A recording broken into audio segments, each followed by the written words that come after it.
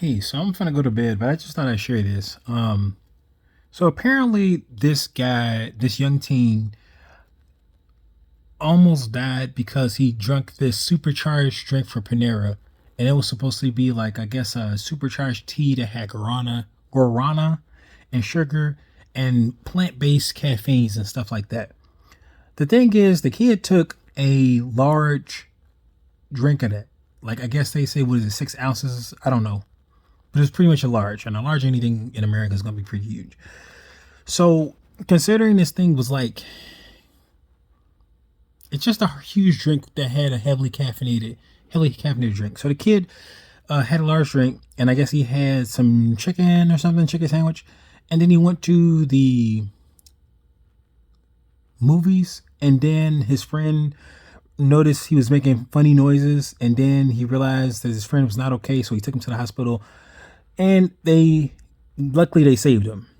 But eventually, unfortunately, well, not unfortunately, I guess the kid, he's okay, but somebody else passed away. It was another one, but I think it was a lady, a young lady, and so they ended up shelving the drink. My question is, I've been at Panera Bread, and it's not really a lot of gym guys in there. There's just a lot of young people there. So my thing is, why have it?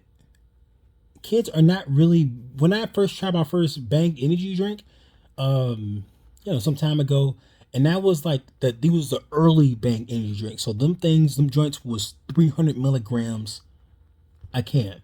And when I first tried it, my hands were vibrating. I just didn't understand why I was feeling like this. But at the same time, that this was the first time I was feeling this over an energy drink, and that, yes, this is the equivalent to a. Now your current bangs are about like maybe what 230, 250, something like that, and your Monster Energy drinks is pretty much roughly give or take the same. So why have that around kids, or at least Panera Bread? You're not going to Panera Bread for energy, at least energy in that form. You're going to Panera Bread for carbs and bread and sandwiches and stuff like that. So I just don't understand that. That didn't make any sense to me.